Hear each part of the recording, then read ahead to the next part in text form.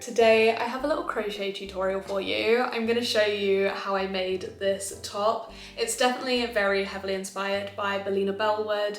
I saw her do this black kind of meshy sweater vest and I made one of those, or like kind of similar myself, but I also wanted to do a long sleeve version and in bright pink, so definitely very heavily inspired. There's obviously differences because I didn't want to make it an exact copy and just wanted to do my own kind of thing, but definitely got the idea from her. So yeah, I made this long sleeve pink version and I'm going to show you how I did it. But also, if you don't already know who Bellina is, definitely check her out. She's got amazing designs, amazing creations, definitely so inspiring. So I'm sure you already know who she is, but if you don't, get to know her. So for this project, I'm using these two yarns from Hobbii. One is a cotton yarn and the other one's mohair. They're both in the colour hot pink and I'm using a 3mm hook for all of the project. So as usual, I'm starting off with a slip knot and then I'm going to make my starting chain. For this, I actually can't remember how many chains I did, but you basically want to go from shoulder to shoulder and like the edges of your shoulders. You don't want it to be too short. I would say that's roughly 100 chains for me, but you might be different depending on your size. So just measure shoulder to shoulder and there you have your chain.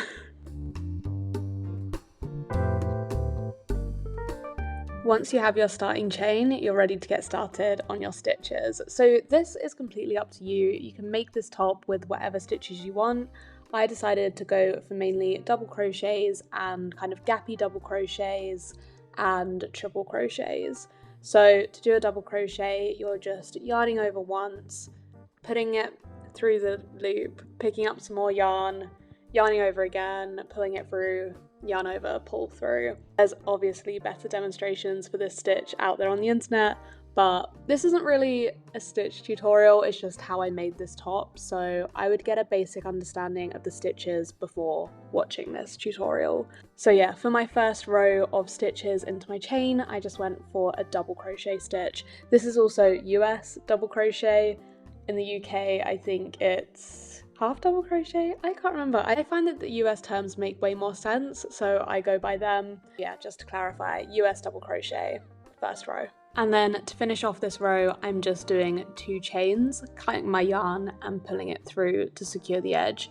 This might not be the proper way to do it. This is the way I've always done it, and I've never had a project unravel. So normally I would chain up and turn my work if I was staying with the cotton yarn, but I'm changing to mohair, so that's why I finished off the row like that. I'm then attaching my mohair yarn by getting a slip knot onto my hook and then doing a stitch into the first stitch of the row once I've turned the work. I'm then chaining up about 4 or 5 times because this is going to be a row of triple crochets, or gappy triple crochets, because I'm going to be doing a chain stitch in between each triple crochet stitch. So to do this stitch, you're just yarning over a couple of times, pulling through, yarn over, pull through, yarn over, pull through. Again, there's going to be better descriptions, but you're basically doing that and then you're chaining in between each stitch, and when you're putting your hook into the row before, you're skipping a stitch here as well, so it creates this really nice gappy triple crochet look. So then you basically want to continue doing this stitch all the way across the row until you've got to the end. And then we're just going to finish off this row the same way we finished off the row before, where we do a couple of chains, cut the yarn, and then pull the tail through to secure the end. You don't have to do this if you're going to stick with the mohair yarn, but I wanted to change back to the cotton yarn, so I wanted to finish off that row. Again, just to attach the cotton yarn, we're doing a slip knot onto the hook and then doing a stitch into the first stitch of the row. I'm doing another row of double crochets because I think this sandwiches the mohair really nicely, but it's totally up to you of what stitch you want to do for this project. You also might decide you want more rows of mohair between the cotton or more cotton than mohair, like it's completely up to you which mixture you do. I just wanted to do it like this. So for this whole row, I'm just doing double crochets again, one going through the gap and one going through the top of the stitch. So you can see I'm going through the gap between 2 triple crochet stitches for one of the double crochets and then into the top of a triple crochet stitch for the other one. And then you just want to keep doing that for the entire row.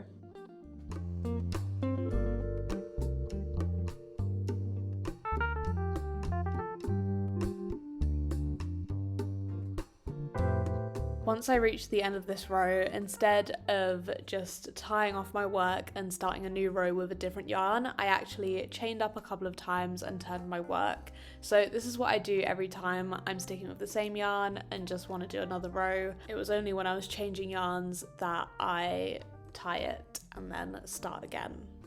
So for this row I decided to do gappy double crochet, so similar to how I did the gappy triple crochet with the mohair, I just did gappy double crochet with the cotton. So I basically just do my double crochet stitches, do a chain between, skip a stitch on the row that I'm crocheting into, and just carry on like that. So you're basically doing stitch, chain to make this kind of gappy, meshy look.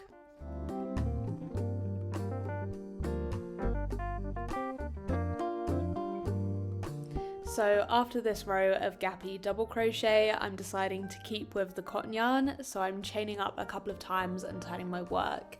And then we're going to do what we did earlier between the gappy triple crochet and do a stitch in the gap and then a stitch in the top of the stitch in the row, if that makes sense. So you're doing a stitch in the gap between the stitches and then a stitch in the top of the stitch like you usually do in crochet. And then for this top you're basically alternating between yarns, alternating between stitches, just kind of freehanding it and seeing what you want it to look like. So you'll see in a bit I add more rows of mohair where I want it to be a bit more meshy, and then I'll do a couple more rows of cotton just where I feel like it. So you're really just seeing how you feel, playing it by ear, just do your stitches how you want to do your stitches.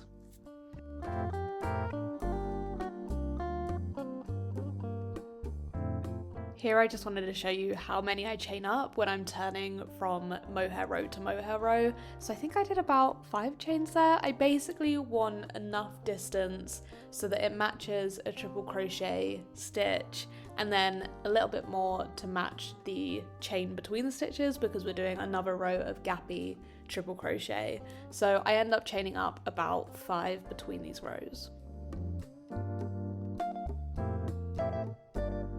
So as I've said, making this top is a lot of changing between yarns, changing types of stitch. Here I'm just going back to the double crochet stitch. I feel like when I'm doing a row of cotton, I tend to go for a double crochet, but actually you can see here that I've done a row of gappy triple crochet cotton just before I'm doing this row.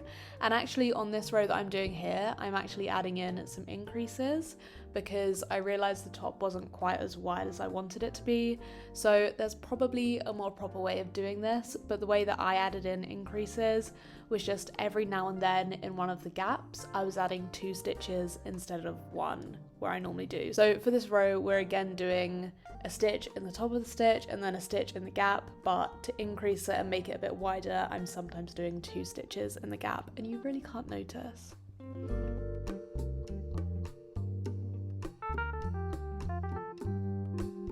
And here's an almost complete body panel of the top. So you can see a real variation in the types of stitches and the 2 yarns. I just really like how they work together and they look slightly different colours, even though they're both hot pink.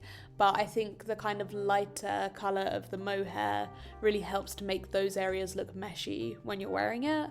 But yeah, this is just how you want the top to look, really varied, just changing between stitches. I try and keep it to a couple of stitch types. I don't want to overcomplicate it, but you could totally go nuts with it. Like, it's really up to you how you want to make this top.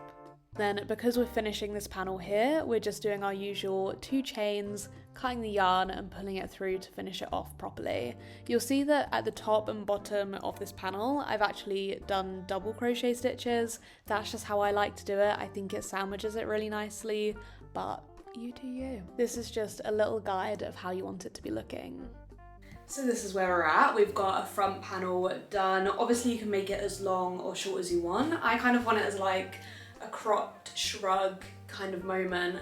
But if you want it as a full length top, just do more rows of whatever you want. So this is my front panel. I'm gonna make an identical one to be the back panel, and then I'm gonna stitch them together at the shoulders and maybe like a tiny bit at the side and build the arms out from there. You could do them all as panels and then stitch them all together if that's what you want to do. But I just prefer making a front, making a back, stitching those together and then building the arms out. I feel like it just goes together a bit more seamlessly, but if you prefer to work in panels, you do you.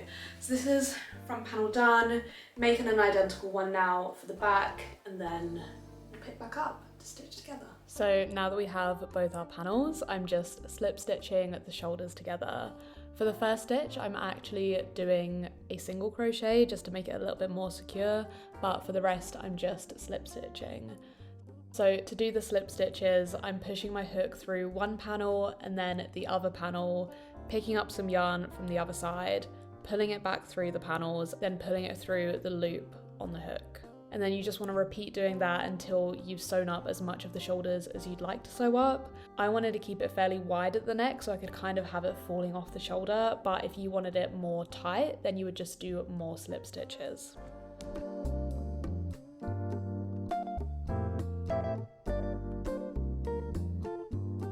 So once I've finished my slip stitches, I'm doing my same thing of chaining a couple of times and then pulling the yarn through, and then I've secured the end, and you can see here how many slip stitches I did. It was only about 6, 7, 8, and then you can see here how wide I left the neck hole. Again, personal choice. If you want to make it smaller, make it smaller.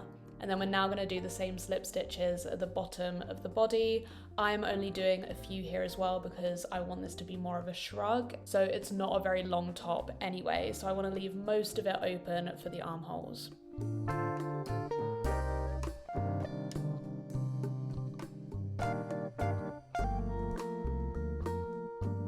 So yeah, as you can see, not a lot of stitches here and a big old armhole.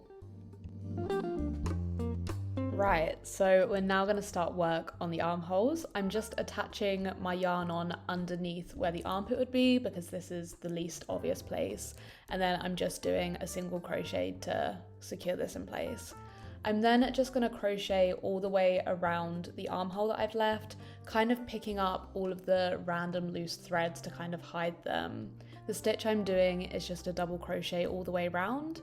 In the gappier bits, I do 2 or 3 double crochets, and then I go in the top of the stitches as well if there are any, but normally it's just the gaps I'm going between. You just want to do as many as feels right to you. I really don't like having tight arms, especially at the top and underneath the armpit, so I tend to do too many, and then I can always decrease further down the arm if I want to. So yeah, as you can see, I've just done double crochets all around that armhole, and I've kind of hidden all of the loose threads that were there. To finish off the round, you just want to slip stitch into the first stitch, and then you want to chain up a couple of times and do another round. Or if you wanted to change to mohair, this is when you would tie it off and then change your yarn. But I wanted to keep with the cotton yarn for a couple of rounds. So for the second round of crochet on the arm, I decided to do another round of double crochet, and then I'll switch to mohair soon.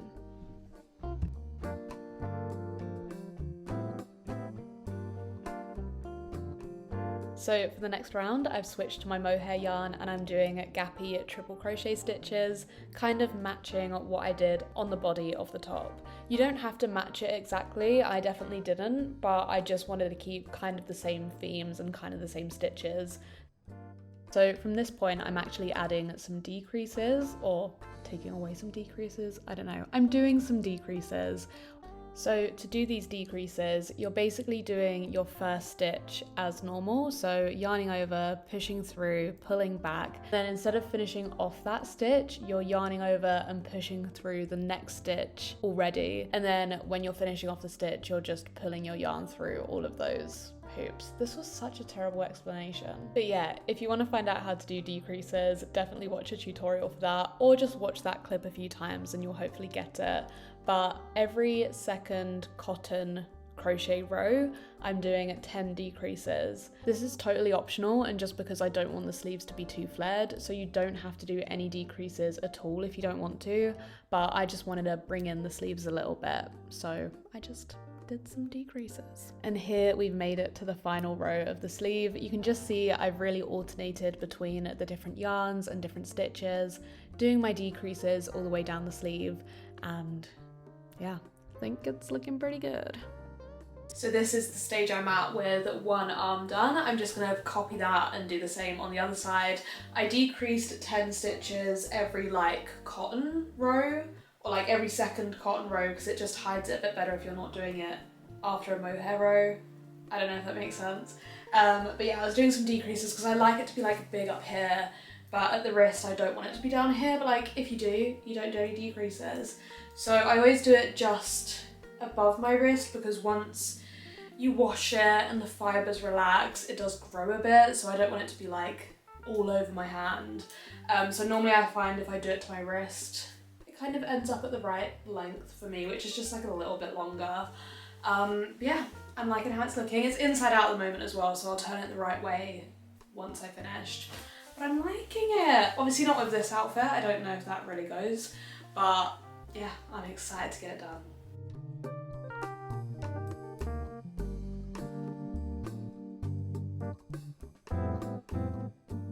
And then once you've finished all of the crocheting, you just want to weave in all your loose ends. So I only had some left on the body really, and I just tuck them in and weave them in. I probably don't do it the correct way. I feel like I don't do a lot of things the correct way, but yeah, you just want to weave them in and hide them, and it's done. You can see I really went for the shrug kind of length, but you can absolutely make this top as long as you want, as short as you want, just go wild with it. Yeah, I'm super happy with how it turned out, and I will make some more tops soon and show you those. What a terrible outro. Right, love you, bye.